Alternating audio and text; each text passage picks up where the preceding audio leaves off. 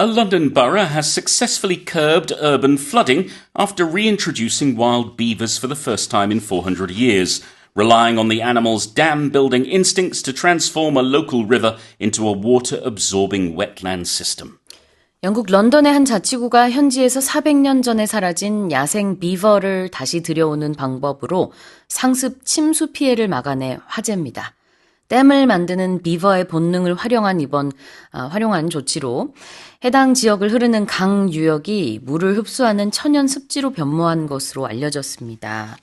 Wow, this is amazing. It is. I think decades ago, the first thought would be reservoirs. That'll be the way to sort it out. If we build a reservoir, we'll have less flooding. Yeah. But actually, the natural approach of reintroducing beavers has worked really well. There was a family of 5 wild beavers that were introduced back in 2023. This is in the borough of Ealing in London, onto this wetland conservation site. First time they've been there for 400 years.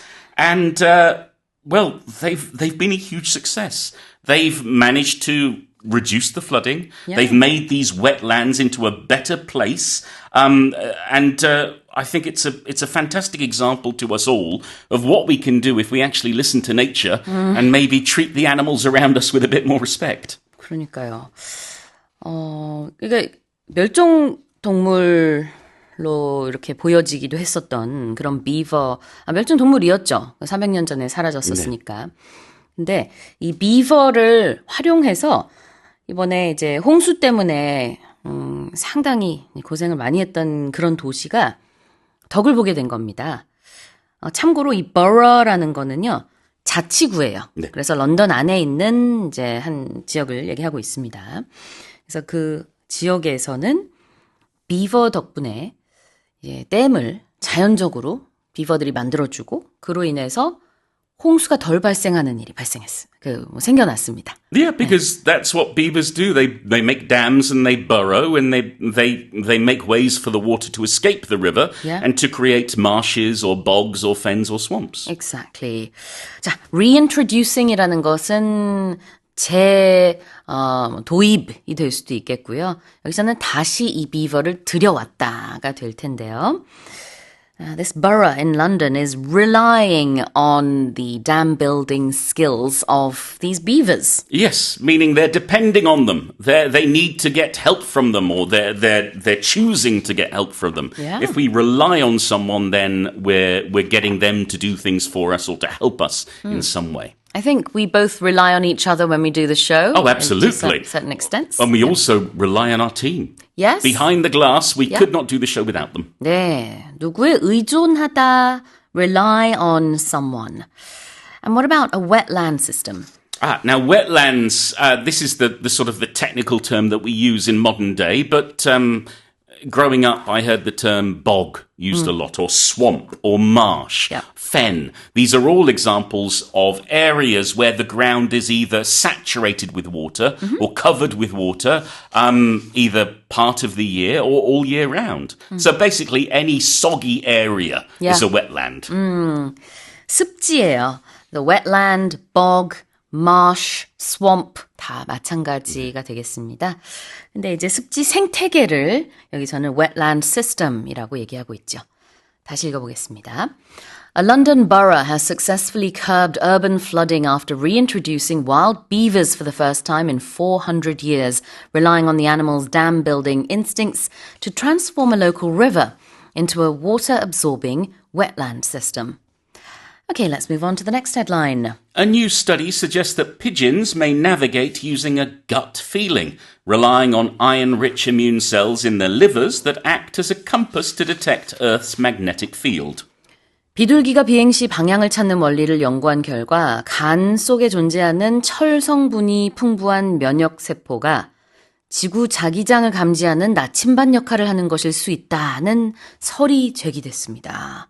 Wow, they have a natural compass in their bodies. Well, yes, and it's not just pigeons. Okay. There are suggestions that this could solve a lot of mysteries when it comes to animals and their innate sense of direction. So what they have is they have these iron-rich cells in their livers. Yeah. And, of course, if you put a magnet to iron, what happens? The iron is attracted. So they get a natural attraction. They can feel it, literally, in their gut as to where they should go.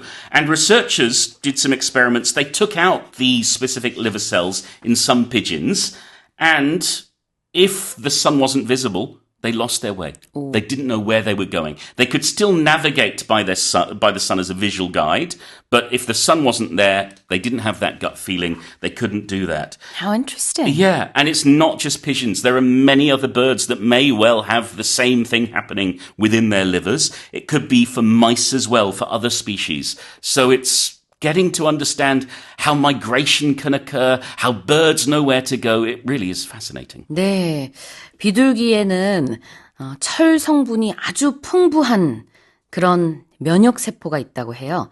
그래서 철은 영어로 iron이라고 하고 그게 풍부하면은 hyphen rich 이렇게 iron rich라고 표현할 수 있어요.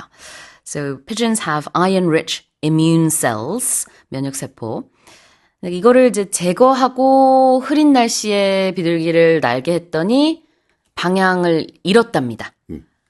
그런가 하면은 또 원래 그냥 가지고 있는 비둘기들은 흐린 날씨에 앞이 잘 안 보여도 방향을 정확하게 잡고 어디로 가야 되는지 알았다. 그러니까 그때는 이제 시각적인 것에 의존하지 않고 not relying on visual things. No. 흐리니까 정말 어떤 이제 간 속에 있는 요 철 성분들이 자기장 역할을 한 게 아닐까 하는 이런 추측이 나오는 거죠.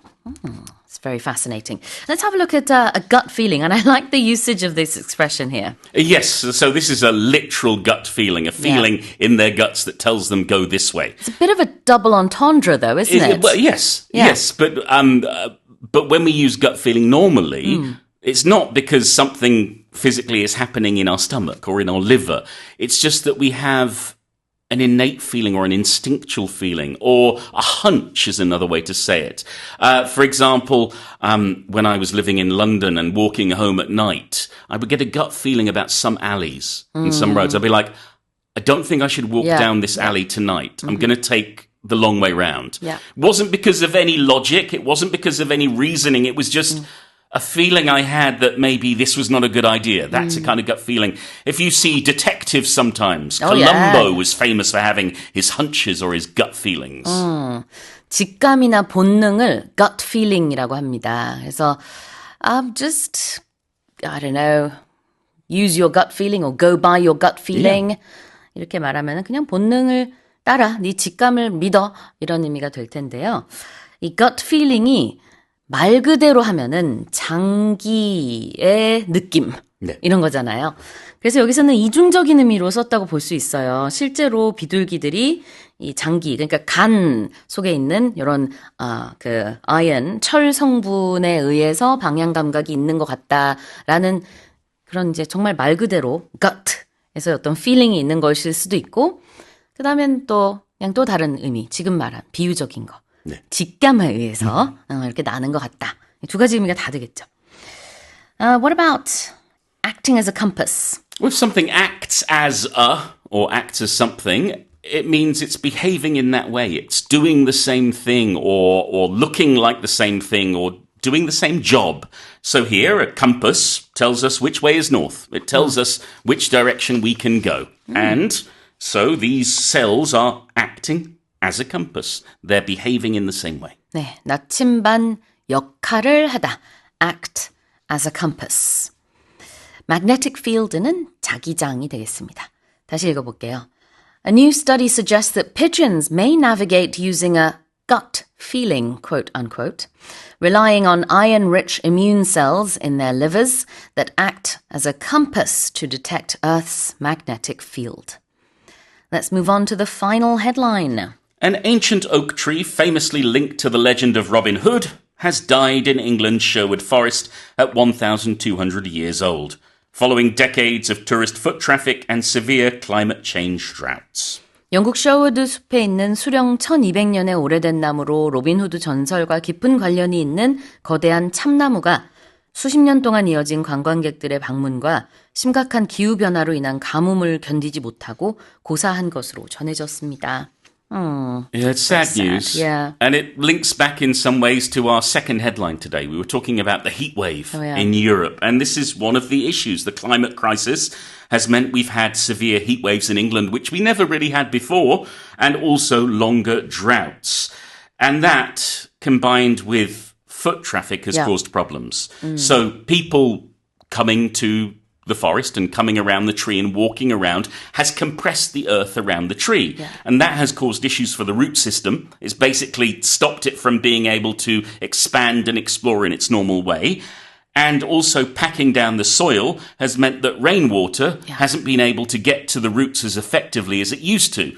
So these two things combined has sadly led to the death of the tree. 네. 기온도 기온이고요. 그 다음에 굉장히 많은 방문객들로 인해서 토양이 이제 굉장히 많이 눌리고 다져지고 그러다 보니까 뿌리에 이게 빗물 전달이 상당히 어려워졌다고 합니다. 그래서 충분한 그런 영양분을 받지 못하고 또 너무 더운 날씨도 견뎌내야 하고 그러다 보니까 1500년의 역사를 가지고 있었던 이 참나무가 oak tree 고사했다는 소식입니다. Alright. Well, it's very sad because it had been around ever since the tale of Robin Hood. Yes, whether Robin Hood was real or not. Yeah, exactly. That tree in particular was associated with his story. And I think certainly I visited it when I was a kid. Did you ever go and visit the tree? I think I did, yeah. I think many kids took the pilgrimage with their parents in to go and Nottingham, see. right? Yeah. To go and see Sherwood Forest and that tree in particular. Okay, so this tree was linked to Robin Hood. Yes, meaning it was connected to Robin Hood. There was some sort of connection between the two.